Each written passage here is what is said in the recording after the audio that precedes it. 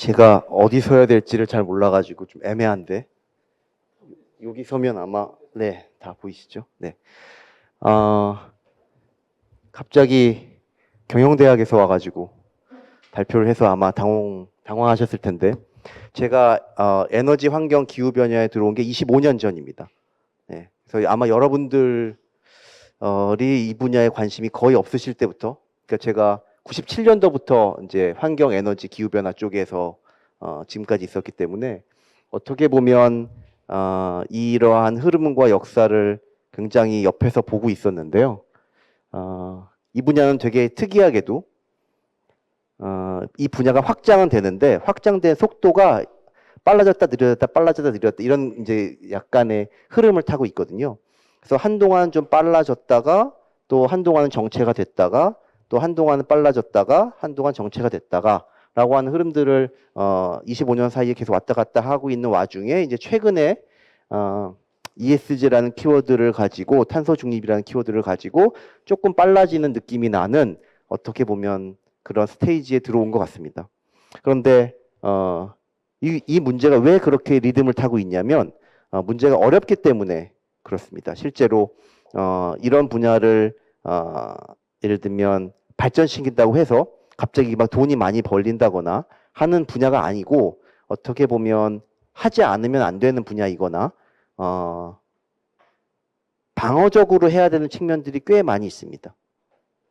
그래서 기업들도 그렇고 일반적인 시민이나 소비자들도 그렇고 정부도 그렇고 어떻게 뭔가 적극적으로 막 끌어간다는 느낌이라기보다는 파도가 왔을 때 한번 올라타 가지고 움직인다는 느낌이 더 강하거든요. 그래서 저는 이러한 모임의 개최가 굉장히 중요하다고 생각을 합니다. 왜냐하면 그러한 흐름들을 계속 이어나갈 수 있는 동력이 되기 때문인데 따라서 제가 오늘 말씀드리고 싶어 하는 건 주로 이제 네 번째에 많이 있고요. 앞에 세 개는 아마 여러분들이 다 아시는 걸 겁니다. 아마 뭐 모르시는 분도 계시겠지만 웬만한 탄소 중립에 대해서 찾아보시면 그냥 쉽게 보실 수 있는 부분이긴 해요. 하지만 제가 이걸 굳이 정리한 이유는 그 흐름을 좀 보여드리고 싶었기 때문에 그런 것인데요. 탄소 중립을 이야기할 때 너무 쉽죠. 배출량을 감소시키고 흡수량을 증가시키면 됩니다. 그런데 너무 어렵습니다. 왜냐하면 흡수량을 증가시키는 기술이 굉장히 더디고요. 배출량을 감소시킬 수 있는 것은 대부분 활동량을 줄여야 됩니다. 활동량을 줄이지 않고 배출량을 감소시키는 게 생각보다 어렵습니다. 그래서 배출량을 감소시키는 게 굉장히 행태적으로 힘듭니다. 내가 늘 밥을 한 공기씩 먹다가 갑자기 반 공기를 먹어야 된다는 건데 그게 생각보다 어렵기 때문에 이 분야의 난제가 사실은 굉장히 쉽게 보이는 이 배출량 감소에 있고요. 흡수량 증가시키면 되지 않냐? 그러면 우리가 이런 거랑 비슷하죠. 다이어트 할 때 마음껏 먹으면서 살이 안 찌면 좋겠어요. 이거잖아요. 근데 그게 거의 불가능하다는 걸 아실 것처럼 이 두 개를 맞춰서 중립을 한다는 건 원래부터가 어려운 목표다라는 걸 이해하셨으면 좋겠어요. 그러니까 탄소 중립으로 가는 길이 너무 어려워요. 뭐 안 될 것 같아요. 근데 저는 당연히 어렵고 당연히 안 될 것 같은 게 더 확률이 높을 거다라고 생각이 드는 거죠. 그렇기 때문에 역설적으로 더 이 문제에 대해서 적극적으로 또는 의지를 가지고 또는 새로운 방법을 찾아내야 한다는 뭔가 사명감까지 가져야 된다라는 생각을 가지고 있고 제가 97년부터 이 이슈를 접근했으니까 거의 처음부터 같이 했다고 생각을 합니다. 92년도에는 이제 유엔 기후변화 협약이 최초로 이제 만들어지면서 이 문제가 좀 중요한 것 같아. 근데 사실은 92년도에는 아직은 잘 모르겠어. 근데 중요한 것 같아. 이런 느낌이었다면 97년도에는 진짜 중요한 것 같아. 뭔가 해보자라고 하는 굉장한 의지를 발현하게 됩니다. 그래서 이 교토의정서가 나머지 모든 의정서 중에 제일 중요한 의정서인데요. 왜냐하면 뭐 여러 가지 사실도 있지만 탄소를 줄이기 위한 방법론들을 개발하고 이걸 적용하기로 합의한 의정서입니다. 이 이후로 이거보다 더 나은 방법이 아직 제시되지 않고 있어요. 즉 우리는 아직도 97년도의 방법을 가지고 그냥 사용하고 있다고 보시면 됩니다. 그리고 또 하나 중요한 건 2005년에 발효가 돼서 2020년에 만료가 되는 이 15년간의 기간을 설정해서 이 15년의 기간 동안에는 굉장히 활발한 탄소 관련된 정책이라든가 탄소 관련된 활동들이 일어나게 되는데요. 요 2020년을 만료로 하는 시점을 갱신하기 위한 협정들이 여러 번 있었지만 실제로 교토의정서에 준하는 협정을 아직은 맺어지지 못하고 있습니다. 그래서 파리 협정이 이제 가장 그래도 굉장히 크게 합의된 협정이긴 하지만 그리고 이 협정에서 1.5도씨 이하로 제한하기 위한 노력을 명시한 거긴 하지만 의미는 있지만 좀 더 노력해야 되는 측면들이 많이 있고요. 2015년의 협정을 토대로 2018년도에 과학적인 근거들을 제시하고 있는데요. 이 과학적 근거에 의해서 탄소 중립을 해야 된다는 것이 어느 정도 과학적으로도 설득력 있게 제시되고 있는 상황입니다. 다만 여전히 이 기후변화 관련 문제는 굉장히 복잡하고 굉장히 찬반이 여전히 있는 문제이기 때문에 여러분들이 이 문제를 다룰 때 너무 한쪽으로 치우치지는 않으셨으면 좋겠다라고 하는 게 제 생각입니다. 그럼에도 불구하고 탄소 중립이 점점 중요하다라고 하는 인식은 92년 이후에 지금 한 30년 정도 됐죠. 30년간 계속 확대되고 있습니다. 즉 제가 앞서서 말씀드렸던 게 성장은 계속 하고 있다고 말씀드렸던 것처럼 이 이슈에 대한 중요성도 어떻게 보면 후퇴하지 않고 계속 증가하고 확장되고는 있습니다. 그리고 제 그냥 생각으로는 앞으로도 계속 확장될 것이라고 생각합니다. 속도의 문제일 뿐 이 분야의 중요성이 없어지지는 않을 거다라고 생각을 하고 더욱이 더 중요한 건 뭐냐면 한국의 문제인데요. 세계 11위 그리고 OECD 회원국 중에 5위라고 하는 온실가스를 많이 배출하는 국가입니다. 따라서 탄소 중립 문제가 중요해지면 중요해질수록 우리나라에게 오는 압력은 굉장히 세집니다. 우리나라가 미국이 아니기 때문에 이 압력을 피할 방법이 별로 없습니다. 미국은 사실은 이 압력을 피했다고 하긴 뭐하고 어떻게 보면 그냥 생각조차 안 하고 있는 거죠. 나는 안 해. 그러면 이제 끝났으니까. 근데 사실 우리나라는 그러한 압력을 벗어날 수 있는 상황이 아니기 때문에 그리고 굉장히 높은 수준의 배출을 하고 있는 국가이기 때문에 문제가 됩니다.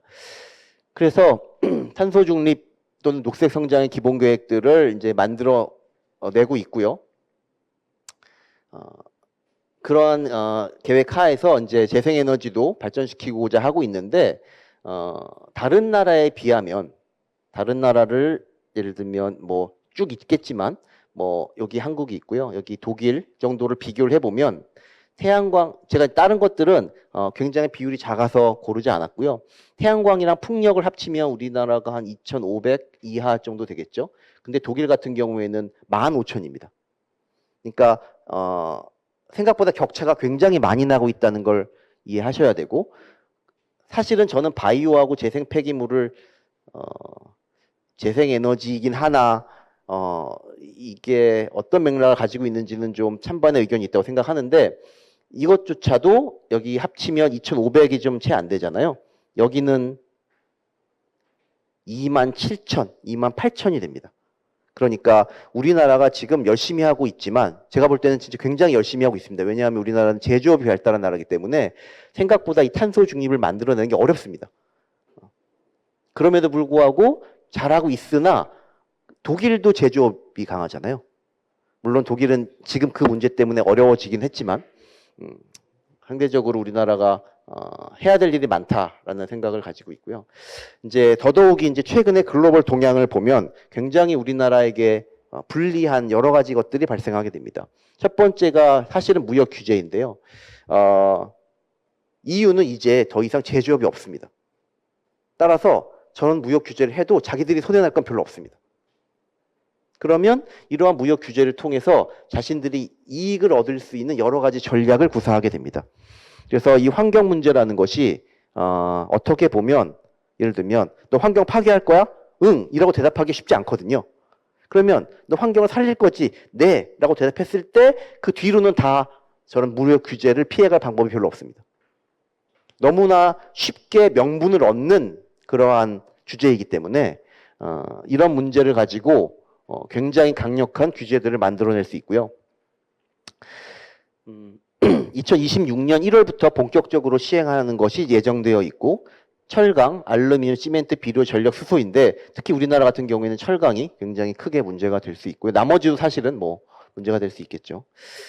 그래서 포스코 같은 경우에는 최대 1조 원에 달하는 비용을 내야 한다는 관측도 지금 제기가 되고 있습니다. 두 번째가 그린워싱에 대한 규제인데요. 이제 친환경에 대한 의식도 올라가고 친환경에 대한 뭐 어떻게 보면 마케팅적인 관점에 중요해지다 보니까 이게 친환경인지 아닌지 잘 모르는 제품조차 친환경이라고 주장하는 경우들이 많아지게 됩니다. 그러면 이러한 경우에 그럼 뭐가 친환경이야? 또는 뭐가 친환경이 아니야? 라고 하는 것에 대해서 누가 선을 그어줘야 되는데 환경 문제를 공부하지 않으신 분들은 이게 쉽다고 생각하시는데 환경 문제를 공부해 보시면 아시겠지만 친환경이 무엇인지를 정의하는 게 너무 어렵습니다. 따라서 이 친환경이 무엇인지를 정의하는 것이 녹색 분류 체계라고 하는 것인데 이것들이 이제 친환경적이지 않은데 친환경적이라고 주장하는 것들을 걸러내기 위한 제도를 작동하게 됩니다. 일종의 규제이기도 하고 혹은 뭐 자발적으로 해야 되는 거기도 하지만 많은 경우에 초기에는 의무적 규제로 작동하지 않을 수 있지만 점차적으로 의무적인 규제로 작동할 가능성이 높고요. 이 녹색 분류 체계의 구조 안에 여러 가지가 다 있지만 1번, 2번이 다 기후변화와 관련되어 있는 것이라서 기후변화가 여기서도 굉장히 중요하게 다뤄지고 있고 실제로 뭐 기후변화의 모든 것이 다 녹색 분류 체계에 들어오는 것도 아닙니다. 세 번째가 정보하고 공시에 대한 규제인데요. 지금 이 기후변화 영역에서 정보 공시의 세계를 지배하는 것이 CDP입니다. CDP가 20년 전에 등장했을 때에는 이게 뭐야? 라는 느낌이었거든요. 근데 지금은 이쪽을 다 지배하고 있는 아주 거대 권력이 돼버렸기 때문에 여러분들이 이런 것들이 나중에 비즈니스가 어떻게 되는지를 아실 수 있는 어떻게 보면 벤치마킹 사례가 되기도 합니다. 처음에는 그냥 자발적으로 탄소 관련된 정보를 공개하는 기업을 그냥 손들어요.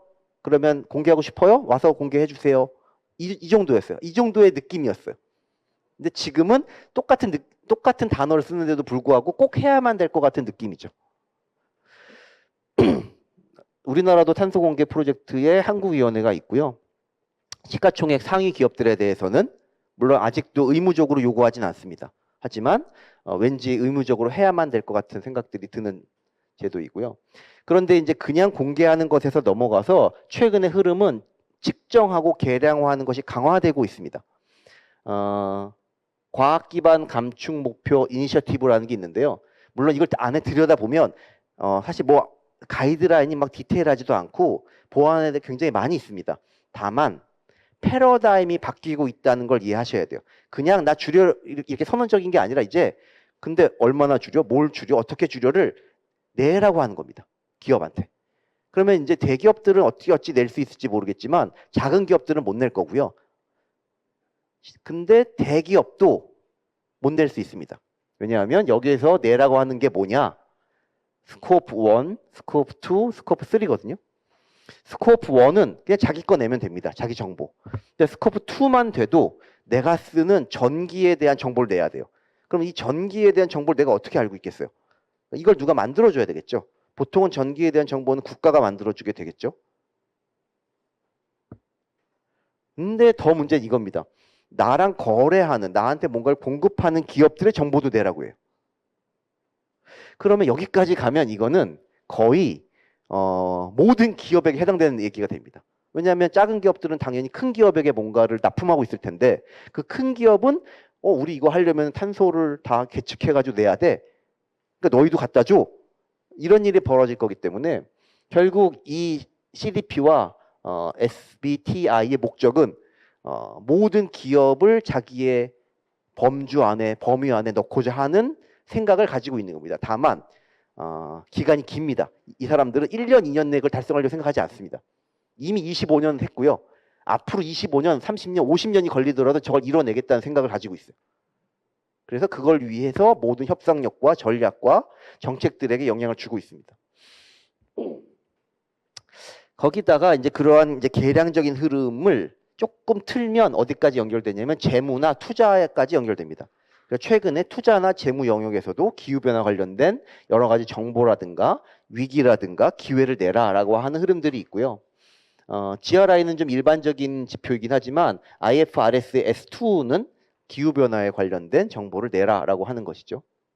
그래서 TCFD나 IFRS S2와 같이 기후변화와 관련된 전략을 내라, 지배구조를 내라, 위험을 어떻게 관리하고 있는지를 내라, 관리를 어떻게 하고 있는지 내라, 그리고 이걸 각각 숫자를 내라 라고 하는 흐름들이 등장하고 있는 건 당연히 1, 2년 내에 어떤 문제가 벌어지진 않습니다. 이걸 안 한다고 해서 뭐 회사가 망하거나 적자가 나거나 그러진 않지만 아마 20년 뒤에는 감당할 수 없을 정도의 경쟁력 하락으로 작동할 가능성이 높다고 생각할 수 있습니다.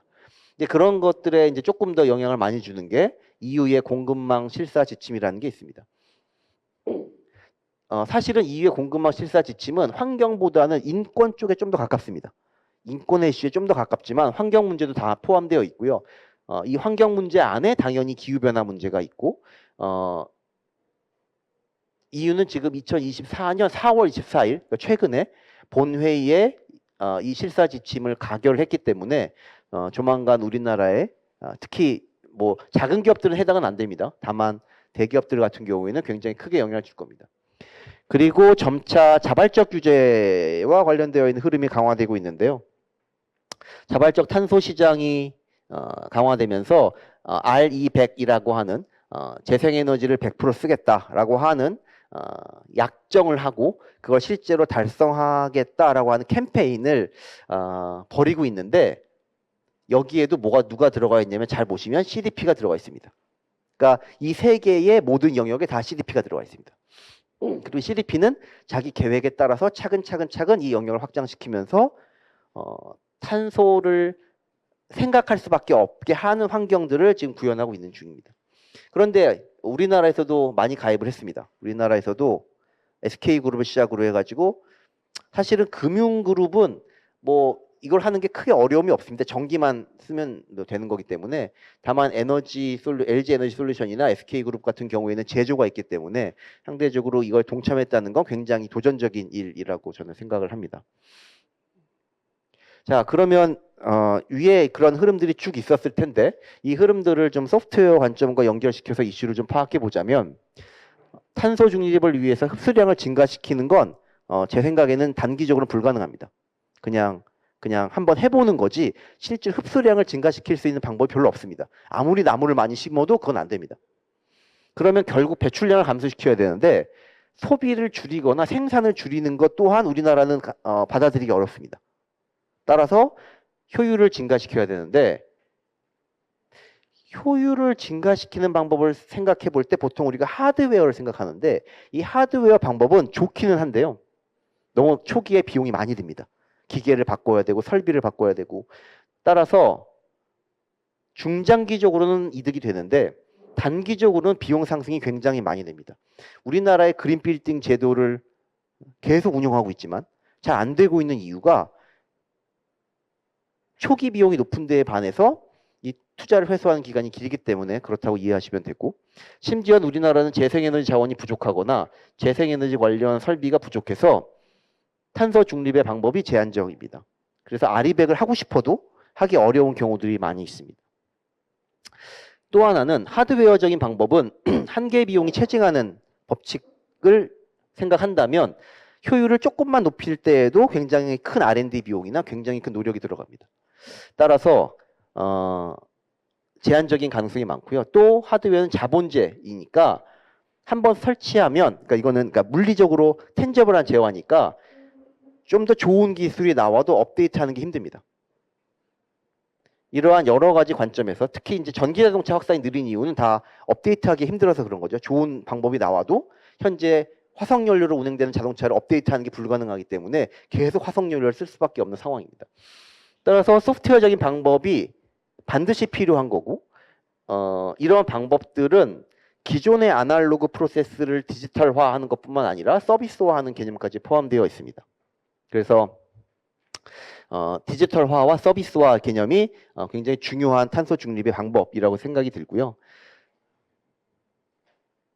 이 탄소 중립을 위해서 필요한 데이터는 그냥 에너지 데이터가 보통 다이기 때문에 측정이 용이한데 이런 측정이 용이한 거에 비해서 측정할 수 있는 기계를 설치하는 것들은 좀 드물고요. 심지어 이런 기계가 있다고 해도 데이터를 분석하고 최적화할 수 있는 소프트웨어 기술이 지금 충분하지 않은 상태입니다. 또 하나는 우리가 지금 닥치고 있는 문제들의 많은 경우에는 하드웨어적인 문제도 있지만 공시의 문제 같은 경우에는 다 정보의 문제입니다. 이 정보의 문제를 어떻게 해결하는가가 중요한데 그 이슈들은 소프트웨어 방법의 활용 여부에 달려 있다고 생각이 들고요. 그 다음에 마지막으로 생각할 수 있는 것들은 인간의 행동이 바뀌어야 되는 문제가 더 크다라는 것들을 기억할 필요가 있고요. 따라서 정리하자면 소프트웨어적인 방법은 상대적으로 저비용으로 가능하고 업그레이드나 업데이트가 쉬워지고 확장과 확산이 가능하다는 특징을 가지고 있습니다. 따라서 하드웨어적인 방법이 한계에 도달할 때 소프트웨어적인 방법의 사용이 충분히 탄소 중립을 위한 단기적인 방법으로 효과가 있을 것이다 라고 생각을 합니다. 네, 이상으로 발표를 마치겠습니다. 감사합니다.